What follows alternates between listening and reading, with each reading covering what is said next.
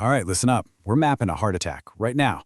This is your 28-second blitz. No time to waste. Go. Leads 2, 3, AVF. That's the RCA. That's the inferior wall. Leads V1 to V4. That's the LAD. That's the anterior wall. Leads 1, AVL, V5, V6. That's the LCX. That's the lateral wall. And here's the critical step. If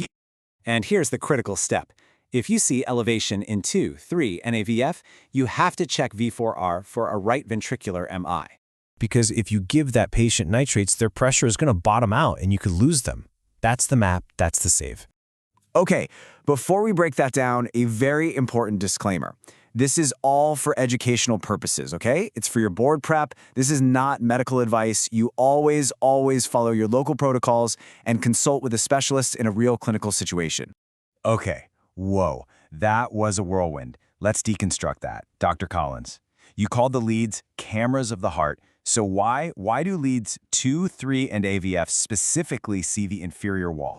Great question. Picture this. Those leads are placed at the bottom of the body looking up at the heart. They're literally staring at the floor of the heart. So if you see ST elevation from that angle, you know the right coronary artery is almost always the problem. And what was the most critical part of that blitz? An MI on the floor? Well, that often means the right ventricle is in deep trouble too. Right, and the RV is totally preload dependent. So, if we give nitrates to someone with an RV infarct, we absolutely tank their preload. The RV just gives out and the patient crashes.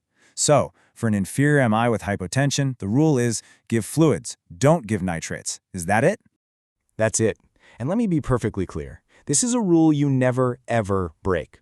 Getting this wrong is catastrophic. Fluids are life-saving here. Nitrates can be lethal. Burn that into your brain. Okay, now let's talk about the widowmaker territory. That's leads V1 through V4. Yep, the LAD, the left anterior descending artery. It feeds that massive front wall of the heart. So when you see those huge, scary tombstone elevations in those leads, you know a gigantic piece of heart muscle is dying. That means a catastrophic loss of pumping power. And, well, that's why they call it the widowmaker. Good. And what about the side view, the lateral wall? That's going to be leads 1, AVL, V5, and V6. That's our side view, and it's fed by the left circumflex, the LCX. Okay, time to lock this map in for good. You ready? Let's chant it. 2, 3, F is the floor. V1 to V4 is the door.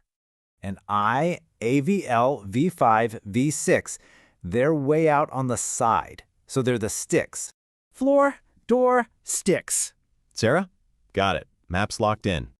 All right, time for your question of the day. We talked about ST elevation, but what's a reciprocal change?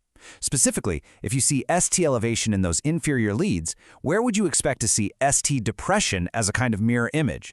Drop your answer in the comments below. Excellent work. But look, knowing where the fire is, that's only half the battle. You have to know how to put it out. To really learn how to save that heart muscle, make sure you subscribe and join us for our next explainer. We're going to cover the whole Mona Bash protocol for acute MI management.